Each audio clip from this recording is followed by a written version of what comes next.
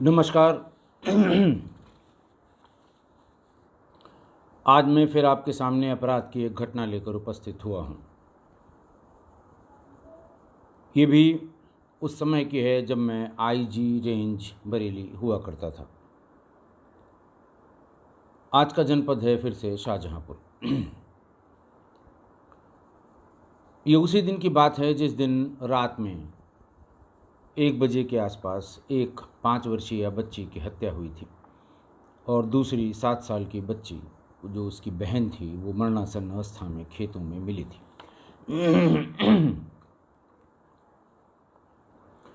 ये उसी दिन यानी 22 फरवरी 2021 की बात है। वो 22 तारीख में रात में 12 बजे के बाद घटना हुई थी, इसलिए उसमें FIR 23 तारीख में लिखी थी। दिन वही था। शाम को 6 बजे 112 कंट्रोल रूम पर 5-6 लोगों ने एक साथ कॉल की। उनका ये कहना था कि नगरिया रिंग रोड पर, ठीक नगरिया मोड़ से थोड़ा आगे, थाना तिलहर में पड़ता है, वहाँ पर सड़क के किनारे एक पूरी तरह से नग्न अवस्था में जली हुई लड़की सड़क के किनारे खड़ी है। भीड़ बहुत ज़्यादा है, तुरंत फोर्स भेज दीजिए। 112 कंट्रोल रूम ने GPS की लोकेशन में सबसे नज़दीक जो 112 की मोबाइल जो व्हीकल इनोवा होती है वो खड़ी थी, उसको खबर दी कि फ़ौरन आप नगरिया रिंग रोड वाले मोड़ पर पहुँचें। इसी बीच में जो व्यक्ति नगरिया मोड़ से शहर की तरफ जा रहा था, आगे पड़ने वाली चौकी पर रुका। चौकी इंचार्ज मौजूद थे और उनको बताया कि यहाँ भीड़ बहुत लगी है, एक लड़की बिल्कुल नग्न अवस्था में पूरी तरह से जली हुई सड़क के किनारे खड़ी है। भीड़ बहुत ज़्यादा लगी हुई है, सब लोग उसकी वीडियो रिकॉर्डिंग कर रहे हैं। चौकी इंचार्ज को समझने में देर नहीं लगी कि कोई बड़ा मामला है, झंझटिया मामला है। बिना जरा सा विलंब किए हुए वो मौके पर पहुंचे। चौकी इंचार्ज ने जो बताया कि साहब वहाँ की स्थिति देखकर मेरे रोंगटे खड़े हो गए, मैं दंग रह गया। पुलिस में रहने के बावजूद सड़क दोनों तरफ जाम थी, 250-300 लोग थे वहाँ पर। इससे थोड़ा कम ही 4 पहिया 2 पहिया वाहन भी थे। 4 पहिया वाहन वहीं रोड पर खड़ी करके लोग बाहर निकलकर मोबाइल से वीडियो बना रहे थे। उसने बताया कि जैसे कभी कभी साहब स्टेडियम में रात के मैच में नज़ारा होता है कि पूरा स्टेडियम तारों की तरह चमकता रहता है, जो मोबाइल लोग लिए हुए और फोटोग्राफी या वीडियोग्राफी करते रहते हैं, ठीक उस तरह की बात थी। बात फरवरी की थी, ठंडक का मौसम था, 6 बजे का मतलब शाम हो चुकी थी, लगभग रात हो रही थी और इतनी भीड़। फ़ोटो खींच रहे थे लोग, मोबाइल बना रहे थे, वीडियो बना रहे थे, 250 लोग। कुछ जिज्ञासु लोग अपने मोबाइल की वीडियो रिकॉर्डिंग ऑन करके उससे सवाल भी पूछ रहे थे। क्या नाम है, कहाँ रहती हो, तुम्हारा मोबाइल नंबर क्या है, बाप कौन है, क्या नाम है, उनका मोबाइल नंबर क्या है, कितने भाई बहन हो। एज़ इफ़ कि वो वहाँ पर बस उनके हाथ में एक आईडी नहीं थी, बाकी वो बिल्कुल उसी तरह एक्ट कर रहे थे जो वो टीवी पर एंकरों को करते हुए या रिपोर्टरों को करते हुए सुनते थे। और वो बहुत ही स्पष्ट आवाज़ में अपना भी नंबर, अपने पिताजी का भी नंबर, अपना पता, सब कुछ बता रही थी। इस पूरी 250 की संवेदनहीन मरी हुई भीड़ में से एक सब्जी बेचने वाला निकला, उस लड़की के पास आया। ऊपर उसने स्वेटर या कोट टाइप कुछ पहना था, नीचे लुंगी पहनी थी। अपनी लुंगी उतारी, उसके कंधे से उड़ा के उसके हाथ में पकड़ाया और खुद एक नेकर में, एक जांघिया में वहाँ से चला गया। और इस पूरी प्रोसेस को भी और नज़दीक आके रिकॉर्ड करने वालों की भीड़ लग गई। किसी ने उस व्यक्ति का नाम नहीं पूछा, ये बताया गया बुजुर्ग आदमी था, सब्जी बेचने वाला था। वो बीच बीच में पानी पिलाने के लिए कह रही थी कि मुझे प्यास लगी है, मुझे पानी पिलवा दीजिए। चौकी इंचार्ज ने फ़ौरन इंस्पेक्टर को सूचना दी, एम्बुलेंस बुलाने के लिए कहा और फोर्स जल्दी ले आने के लिए कहा। उसने कहा, साहब जब मुझे थोड़ा सा इतना अटपटा लगने के बाद जब गुस्सा आया तो मैंने भीड़ से कहा कि तुम इसकी वीडियो बना रहे हो। मैंने पूरी भीड़ की वीडियो बना ली है। आप लोग किसी लड़की की मजबूरी की नुमाइश कर रहे हैं। किसी ने भी अपनी गाड़ी से निकाल कर एक बोतल पानी नहीं पिलाया। सब एंगल बना बना के आप वीडियो बना रहे हैं इसका। इतना सुनते ही कि चौकी इंचार्ज ने भीड़ की वीडियो बनाई है, देखा भी था लोगों ने, भीड़ की वीडियो बनाई है उसने। वहाँ से लोग खिसकने लगे और 10 मिनट के भीतर पूरी सड़क खाली हो गई। इतनी देर में इंस्पेक्टर की गाड़ी आ गई। गाड़ी में वो सफ़ेद कपड़ा हमेशा रहता है, आप लोग जानते हैं, पंचायतनामा के लिए। फ़ौरन उसने 2 चादरें निकाली, उससे उसके पूरे शरीर को ढका। एम्बुलेंस भी आ गई, एम्बुलेंस में बिठाया और उसको डिस्ट्रिक्ट हॉस्पिटल के लिए रवाना किया। इस बीच में CO city, SP city, SPRA, सारी टीमें जितनी हैं, चूँकि शहर के पास का मामला था, थाना तो तिलहड़ था जो ग्रामीण क्षेत्र में पड़ता है, लेकिन शहर से बहुत पास था। शहर से वहाँ की दूरी 10 किलोमीटर के आसपास रही होगी। अंधेरा एकदम आ गया था। इंस्पेक्टर भी उस एम्बुलेंस के साथ गया। उसने लड़की से फिर रिपीट किया कि तुम्हारे घर में कौन है। उसने अपने पिता का मोबाइल नंबर बताया। मोबाइल नंबर पे उसने फ़ोन करके उनके फादर को बताया कि आपकी बेटी यहाँ नगरिया मोड़ पर जली हुई अवस्था में है और हम लोग इसे लेकर हॉस्पिटल जा रहे हैं। उनके फादर ने बताया कि मुझे भी पता लगा है, मैं बहुत नज़दीक आ गया हूँ, मैं पहुँच रहा हूँ। एम्बुलेंस, लड़की के पिता मोटरसाइकिल से और बाकी लोग भी सीधे डिस्ट्रिक्ट हॉस्पिटल पहुँचे।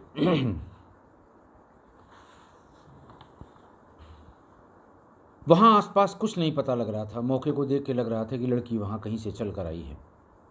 न वहाँ कोई जले हुए का निशान था, न जले हुए कपड़े थे।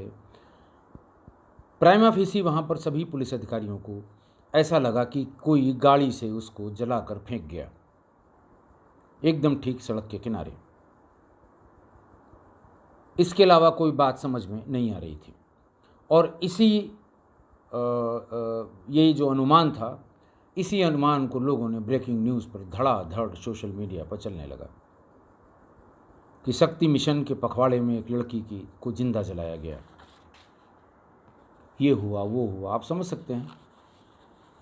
घटना थी, ऐसी घटना थी जिसमें नमक मिर्च लगाकर उसे अच्छी तरह से चलाया गया।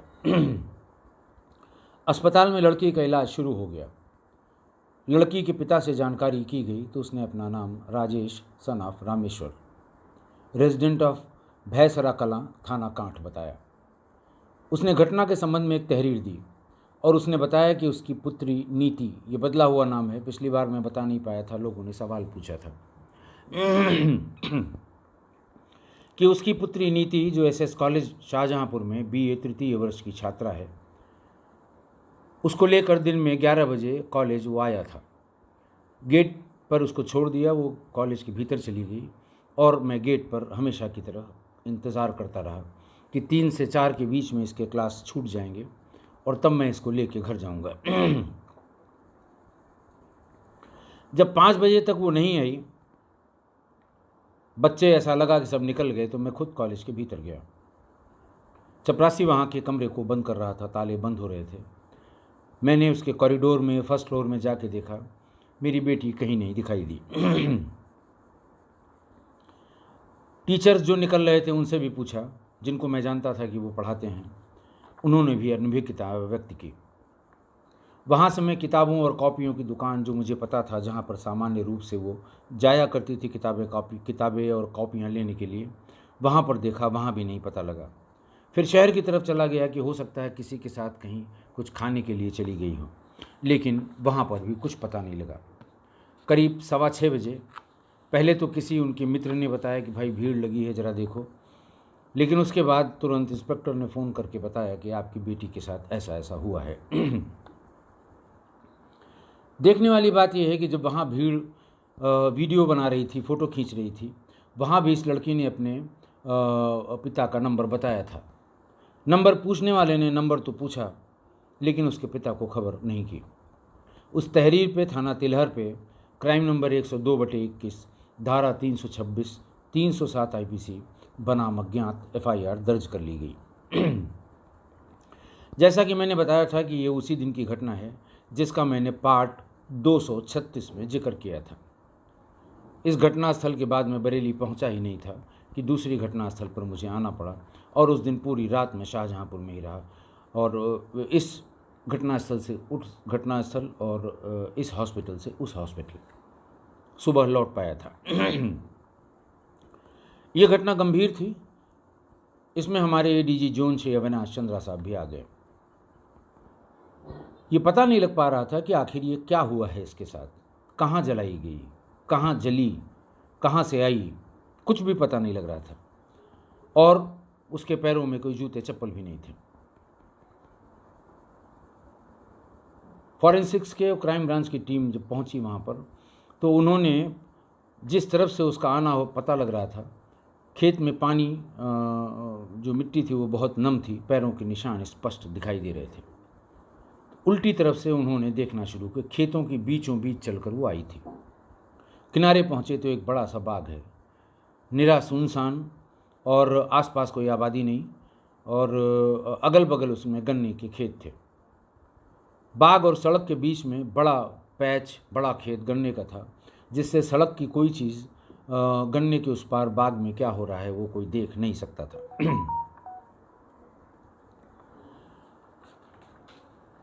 जहाँ वो सड़क पर खड़ी थी वहाँ से करीब 500 मीटर की दूरी पर वो बाग था। कोई आबादी वहाँ नहीं थी। गन्ने के खेत के ठीक बगल में, बाग के कोने में, एक जगह पर सारे कपड़े, जो लड़कियों के कपड़े होते हैं वो सारे कपड़े, जूते, कॉलेज जाने वाली फाइल, सब ऐसा लगता था कि एक जगह रख के जलाए गए हैं। सब एक ही जगह जले हुए थे। वहाँ से थोड़ी दूर पर करीब 10 कदम पर गन्ने का खेत जैसे ही शुरू होता है, उसमें 2 कदम भीतर की तरफ एक शराब की बोतल और 3 या 4 प्लास्टिक की गिलासें पड़ी हुई थी। एक दवा की शीशी, जो करीब 250 ml की दवा की शीशी थी, वो भी थी, जिसमें तेज मिट्टी के तेल की महक आ रही थी। फॉरेंसिक टीम हर कोने की जांच कर रही थी।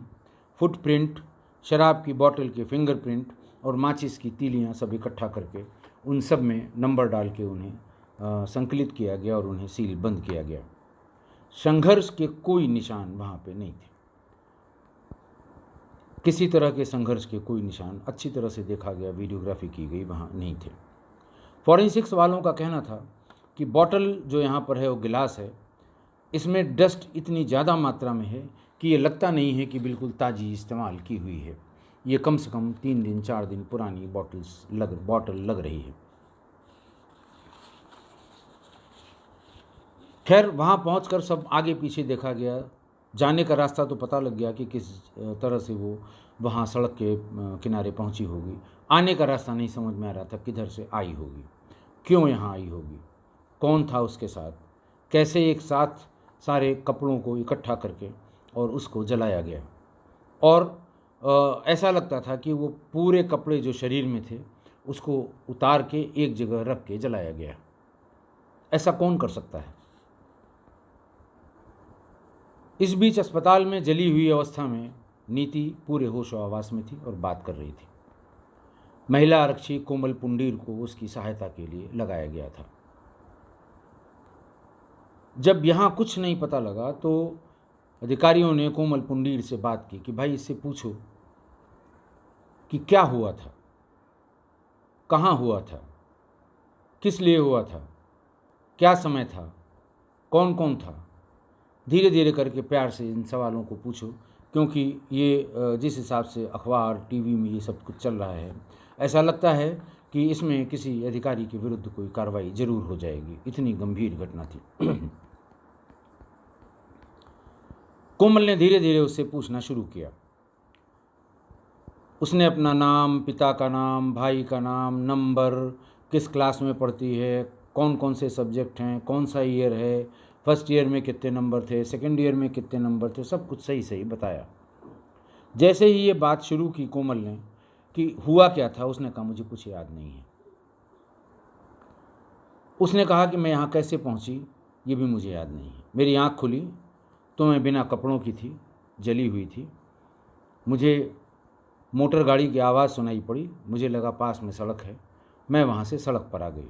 उसके बाद फिर भीड़ इकट्ठा हुई, फिर पुलिस आई, फिर एम्बुलेंस आई और मैं अस्पताल आ गई।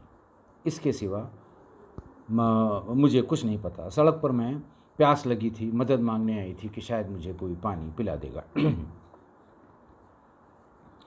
अब उसके कुछ न बोलने से परेशानियाँ और बढ़ गई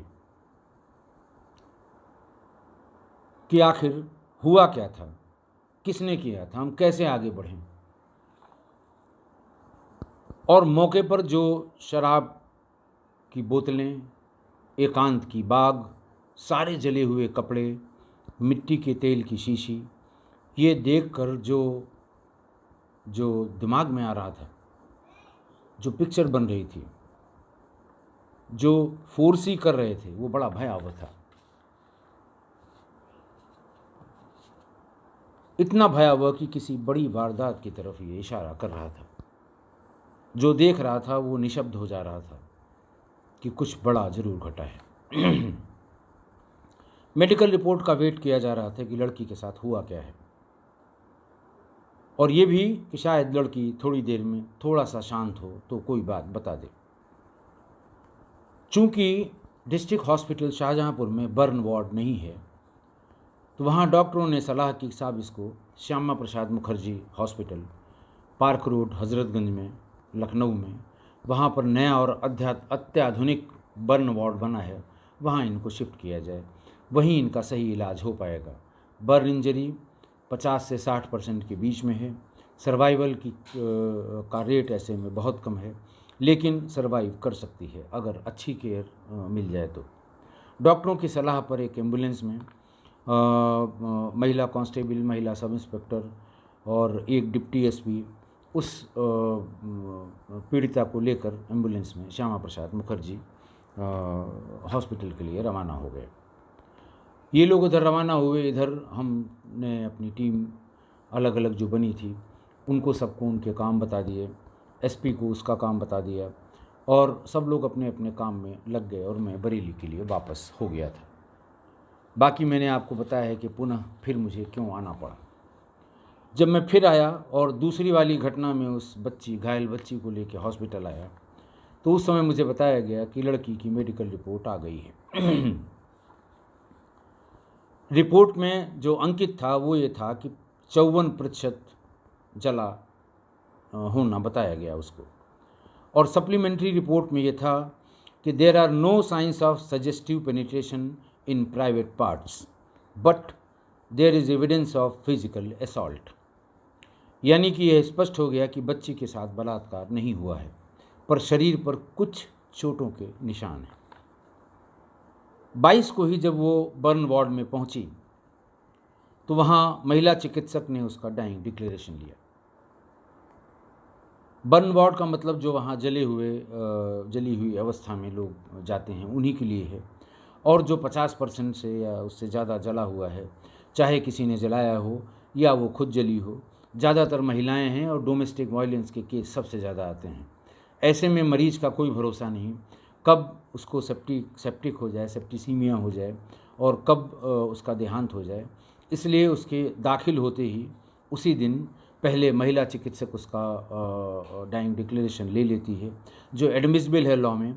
उसके बाद प्रतिदिन वहाँ पर एक मजिस्ट्रेट नियुक्त किया गया है जो शाम के समय आते हैं और उस दिन की भर्ती जितने भी बर्न पेशेंट्स हैं उनका डाइंग डिक्लेरेशन नोट करते हैं। महिला चिकित्सक ने जब उसका डाइंग डिक्लेरेशन नोट किया तो उसने यही बताया कि मैं स्कूल में अपनी एक दोस्त पिंकी से मिली, फिर उसके बाद मुझे कुछ याद नहीं है। पहली बार जब उसने डिस्ट्रिक्ट हॉस्पिटल शाहजहांपुर में महिला चिकित्सक को बताया था, जब कोमल उससे पूछ रही थी, उसने पिंकी का भी नाम नहीं लिया था। इस बार बताया कि मैं गई थी वहाँ, पिंकी से मिली थी। मिलने के बाद का मुझे कुछ याद नहीं है। पहले होश आया तो मैं खेत में थी, फिर सड़क पे थी, फिर भीड़ आई, फिर पुलिस आई, फिर एम्बुलेंस आई, फिर मैं अस्पताल गई, अस्पताल से फिर यहाँ लखनऊ आ गई। मैंने बताया बर्न वार्ड में शाम को एक मजिस्ट्रेट जरूर जाते हैं, रेगुलर है, रूटीन में है। उस दिन भी गए और उन्होंने उसके डाइंग डिक्लेरेशन के लिए उससे कहा कि तुम्हें जो कुछ कहना हो बताओ, मैं मजिस्ट्रेट हूँ, तुम्हारा बयान नोट करूँगा। मजिस्ट्रेट को जो उसने बयान दिया, उसने कहा कि मेरी सहेली पिंकी के कहने पर मैं स्कूल के बाहर गई थी, उसके बाद की घटना याद नहीं। फिर उसने कहा कि उसमें मैं मनीष को पहचानती हूँ, एक उसकी बहन का देवर है जिसका नाम मुझे नहीं पता। गंभीर बात थी। जैसे ही मजिस्ट्रेट वहाँ से चले गए, पूछा गया या पता किया गया तो मजिस्ट्रेट के सामने उसने यही बयान दिया था, मनीष और पिंकी। उसके जाने के बाद वहाँ पर जो महिला सब इंस्पेक्टर थी, lady sub inspector Chandra Tamta और कांस्टेबल कोमल पुंडीर। चंद्रा टमटा से ये कहा गया कि ज़रा जो उसने बयान दिया है उससे फिर से पूछो कि डिटेल में बता दे, और उसका बयान वीडियो रिकॉर्ड भी कर लेना, लिख भी लेना। 161 का बयान उसका अभी नहीं हो पाया है। महिला सब इंस्पेक्टर ऑथोराइज्ड है, वो नोट कर लेगी और इस तरह के मामलों में पीड़िता का वही 161 का बयान माना जाएगा।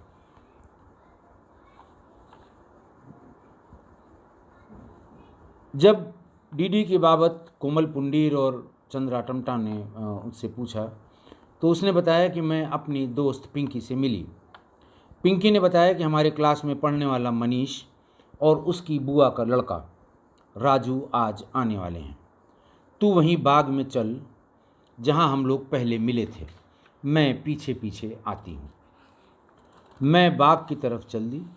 रास्ते में मुझे एक मोटरसाइकिल पर मनीष, सुभाष और राजू मिले और बाग की तरफ आ गए। पहले वो मुझसे बात करते रहे, फिर उन्होंने मेरे साथ बलात्कार करने का प्रयास किया। जब मैंने विरोध किया तो मिट्टी का तेल डालकर आग लगा दी। मैंने सारे कपड़े वहीं उतार दिए। उसके बाद मैं बेहोश हो गई। जब मुझे होश आया तो मैं खेतों खेतों से होकर सड़क पर आ गई। ये 161 का बयान जो उसने एलोबरेट करके डाइंग डिक्लेरेशन के बाद नोट कराया। बहुत ही गंभीर बयान था, बड़ा विस्फोटक बयान था। जिसकी आशंका हम लोगों की थी ये उसी तरह का बयान था। 10 मिनट में वहाँ से इंस्पेक्टर कोतवाली, एसपी रूरल और आईओ को सबको सूचित किया गया कि अभी अभी इसने डीडी में 4 लोगों का नाम लिया है। इसके पहले कि अखबार, टीवी ये सब इसके बारे में लिखना शुरू करें, इनके विरुद्ध कार्रवाई नहीं हुई तो अभी यही होगा कि साहब वो खुले घूम रहे हैं, पुलिस ने कुछ नहीं किया, बलात्कार किया, ये किया, वो किया। चारों की दबिश रात में ही दी गई और चारों लोग अपने अपने घर पर ही मिल गए। पिंकी डॉटर ऑफ राम सिंह, गढ़ी गाड़ीपुरा, ये शाहजहाँपुर में ही है, रामचंद्र मिशन थाने के पास का गांव है। मनीष सन ऑफ शिवलाल कोतवाली का है। राजू सन ऑफ भीखमलाल ये खोड़ेपुर का है। और सुभाष सन ऑफ ईश्वरचंद ये शाहजहाँपुर का। ये चारों घर पे मिल गए। चारों को लाया गया। पुराने अपराध संख्या में 376 डी, 511, 120 बी और 201 बढ़ाई गई। केवल डाइंग डिक्लेरेशन के आधार पर, और इन चारों को जेल भेज दिया गया। पुलिस के पास कोई ऑप्शन नहीं था। डाइंग डिक्लेरेशन को बड़ा सैक्रोसेंट माना जाता है और कहीं कहीं तो डाइंग डिक्लेरेशन को ही एफआईआर मान लिया जाता है कि हाँ साहब यही एफआईआर मान ली जाए। मरने के पहले अगर उसने कहा है तो ये माना जाता है कि वो सही बोल रही है या बोल रहा है। गिरफ्तारी के समय प्रीति ने बताया कि हाँ हम मिले थे, लेकिन मैं न बाग की तरफ गई न मेरी कोई इस तरह की बात हुई। बाकी तीनों ने भी यही बताया कि हम आज कॉलेज गए ही नहीं थे। लेकिन मजबूरी ये थी कि डाइंग डिक्लेरेशन में जो चीज़ कही गई है उसको सच मानना ही अंतिम निर्णय हो सकता है। कई तरह के दबाव भी होते हैं, अगर आप उसमें इफ बट करिए फिर तो जाने क्या क्या आपके ऊपर आरोप लग जाएंगे, जाने क्या क्या लोग आपको कह देंगे।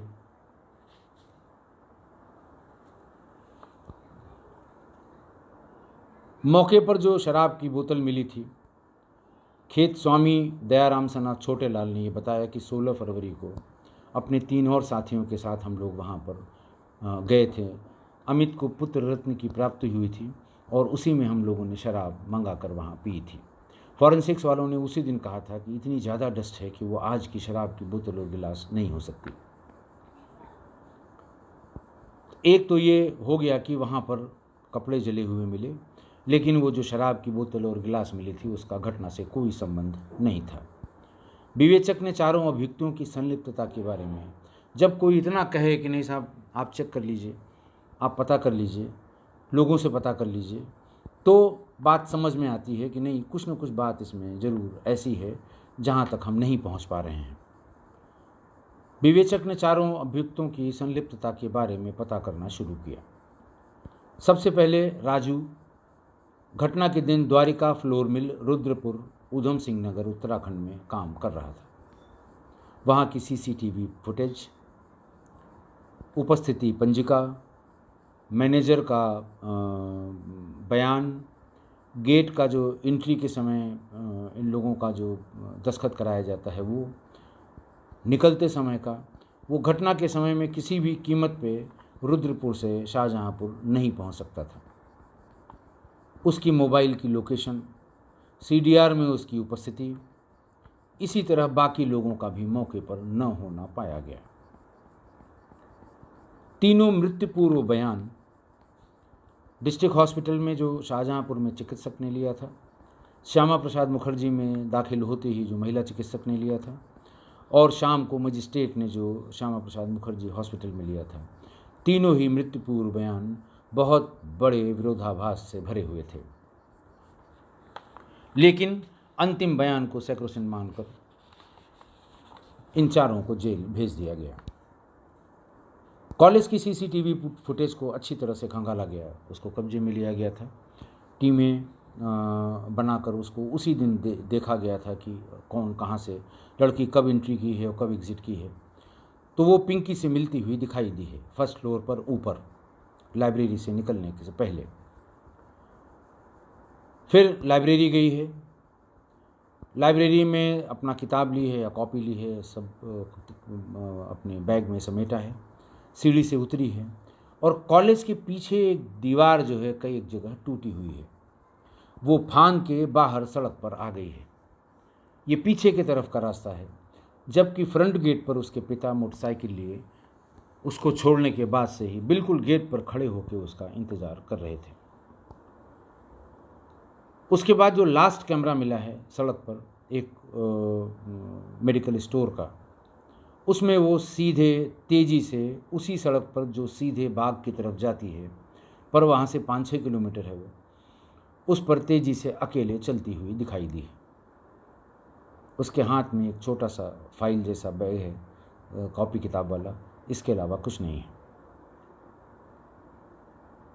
कॉलेज के भीतर की सीसीटीवी में वो जहाँ जहाँ दिखाई दी है, पिंकी से मिलने के सिवा हर जगह वो अकेली थी। न उसके आगे कोई लड़का लड़की या न पीछे उसके कोई लड़का लड़की दिखाई पड़ा। मौके पर मिली जो शीशी जिसमें मिट्टी का तेल आया था, वो दरअसल एक कैल्शियम सप्लीमेंट की दवा थी जो हड्डियों की गंभीर बीमारी में दी जाती है। विवेचक ने पता किया कि लड़की का भाई भी इसी तरह की एक बीमारी से ग्रसित है और शाहजहाँपुर में सिटी में ये दवा बहुत कम मेडिकल स्टोर पर, खासकर जो ऑर्थोपेडिक हॉस्पिटल्स हैं उन्हीं के आसपास मिलती है। वैसे तो डाइंग डिक्लेरेशन में जिन मुलजिमों का उल्लेख था वो जेल चले गए, पर हम लोगों में से किसी के गले ये उतर नहीं रहा था। वरिष्ठ अधिकारियों के भी और हम लोगों के भी और नीचे भी, कि जिनसे कोई मतलब नहीं है वो ऐसा क्यों करेंगे। सब जगह से अच्छी तरह से जांच पड़ताल कर ली गई, पर डीडी के बाद अगर हम कुछ कहते तो फिर तो बड़ा मुश्किल हो जाता। हम ये कहते कि साहब ये नहीं थे, तो बस यही होता कि पुलिस वाले बचा रहे हैं। वैसे भी जो कहानियाँ अखबारों में और टीवी पे आ रही थी बहुत ही गंभीर और ख़राब प्रकृति की थी। चूँकि ये लड़की एसएस कॉलेज में पढ़ती थी, जहाँ 6 महीने पहले एक लड़की ने स्वामी चिन्मयानंद पर आरोप लगाए थे। ये पूरा प्रकरण आप लोगों को पता होगा। वो भी जेल गए, ये लड़की भी जेल गई और अदालतों में लड़ाई हुई, दुनिया भर का ड्रामा हुआ। ये उसी कॉलेज, वो कॉलेज स्वामी चिन्मयानंद जी का है और ये उसी कॉलेज में छात्रा थी। अब उसको जोड़ के पता नहीं जाने कहाँ कहाँ की कहानियाँ अखबारों में छपने लगी। राजनीतिक लोग भी, चूँकि जिनका कॉलेज है वो राजनीतिक व्यक्ति हैं, तो जो विरोधी राजनीतिक पार्टियां हैं वो भी अपना राजनीतिक रोटियां सेंकने लगी। इसी बीच में विवेचक, अब सही बात का पता होना बहुत ज़रूरी था। वो तो बेचारे चले गए जेल, जिसका नाम लिया उसने अपनी डाइंग डिक्लेरेशन में, लेकिन वो कहीं से तार से तार मिल नहीं रहे थे। कन्विंस नहीं हो पा रहा था, कोई भी कहीं से भी कन्विंस नहीं हो पा रहा था। तो ये हुआ, तय किया गया कि भाई पहले सही बात तो पता लगे, तब तो हम ये कहें कि ये गलत है ये सही है। विवेचक और जो 4 टीमें थी इन्होंने जी जान लड़ा दी। ये पता लगा कि लड़की की, मृतका की, पीड़िता की शादी 10 दिन पहले टूट गई। जहाँ शादी तय हुई थी वहाँ शादी टूट गई। विवेचक ने उन लोगों से संपर्क किया जिनके घर में इसकी शादी तय हुई थी। जिस लड़के से तय हुई थी उसका नाम था Pramod Kumar, son of Ram Kishore, resident of Birampur, थाना कटरा, शाहजहाँपुर। उन लोगों ने बताया कि शादी बिल्कुल तय हो गई थी। तारीख के लिए दोनों लोगों को मिलना था, बैठकर बात करनी थी। पर इसी बीच किसी ने आके ये बताया कि लड़की का संबंध, अंतरंग संबंध अपने फूफा के भतीजे से है, और शायद लड़की ने ही ये कहलवाया है कि उसकी शादी अगर कहीं और की जाती है तो वो जान दे देगी। लड़के वालों ने बताया कि साहब जब हम लोगों को ये पता लगा, जो उनके फूफा का भतीजा था उसका नाम था Ankit Rathore, son of Shri Krishna Rathore, resident of Chittari Changasa, थाना हजरतपुर, बदायूं। लड़के वालों को इस पर यकीन नहीं हुआ। उसने यही कहा था कि मैं जल कर मर जाऊंगी अगर कहीं और शादी हुई तो। प्रमोद के घर वालों ने बताया कि पहले हमको यकीन नहीं हुआ, लेकिन फिर बाद में हमने जब इसको तहकीकात की तो ये बात सही पाई गई। हम लोग डर गए कि अगर शादी हो गई और हम लोगों के घर में आके ऐसा उसने कुछ किया, हमारा पूरा परिवार दहेज एक्ट में, डाउरी एक्ट में जेल चला जाएगा। हम लोगों ने बैठ के निर्णय किया कि हम ये शादी नहीं कर सकते, और हम लोगों ने फ़ौरन उनके घर वालों को ये कम्युनिकेट कर दिया 1 हफ्ते पहले कि हम ये शादी किन्हीं कारणों से नहीं करेंगे। और इधर पीड़िता के घर वाले लड़की के फूफा के भतीजे से शादी करने को किसी कीमत पर राजी नहीं थे। शादी टूट गई और सबको ये पता लगा कि उसी वजह से टूटी कि ये शादी फूफा के भतीजे से करना चाहती थी। ये बात कहीं न कहीं से पता लग जरूर गई लड़के वालों को। उसके बाद वो अचानक बहुत अपसेट हो गई और घर वालों को ये आशंका बनी हुई थी कि कोई न कोई अनहोनी ये लड़की करेगी। इसीलिए 24 घंटे उसके साथ कोई न कोई रहता था। घर में माँ और पिता उसको लेके आते थे, कॉलेज में छोड़ते थे और पूरा टाइम कॉलेज के ठीक गेट पर मोटरसाइकिल लेके खड़े रहते थे। जब वो बाहर निकलती थी तो उसको लेके जाते थे। विवेचक को जब ये बात पूरी पता लगी तो उसे तस्दीक करने के लिए उसने लड़की की माँ और लड़की के पिता दोनों के बयान नोट किए। शुरुआती हिचकिचाहट के बाद दोनों लोगों ने बताया कि हाँ, ये बात सही है और हमें ये आशंका थी कि वो कहीं सुसाइड न कर ले, इसीलिए लोग इसकी निगरानी करते थे। इतना पता लगने के बाद अब ये समझ में आया कि उन चारों का क्या किया जाए जो सिर्फ डाइंग डिक्लेरेशन के कारण जेल में है। कोई हिम्मत नहीं कर पा रहा था। बड़ी घटना है, बहुत हल्ला हुआ है, टीवी अखबार भरे पड़े हैं और कैसे उनको कहा जाए कि ये झूठे चले गए, ये गलत जेल चले गए। इसी परेशानी में एक एसपी ने पूरी बात बताई कि साहब क्या किया जाए, अभी इनको निकाल देंगे, अभी इनको बरी कर देंगे, अभी ये इनोसेंट हैं, तो अभी सब जान के पीछे पड़ जाएंगे। मैंने उनको बताया कि देखो इनोसेंट हैं, जब तुम भी कह रहे हो, विवेचक भी कह रहा है, सब लोग कह रहे हैं कि इनोसेंट है और इनके जेल जाने का मतलब समझ रहे हो, इनका कैरियर, इनका जीवन बर्बाद हो जाएगा, जिनमें एक लड़की भी है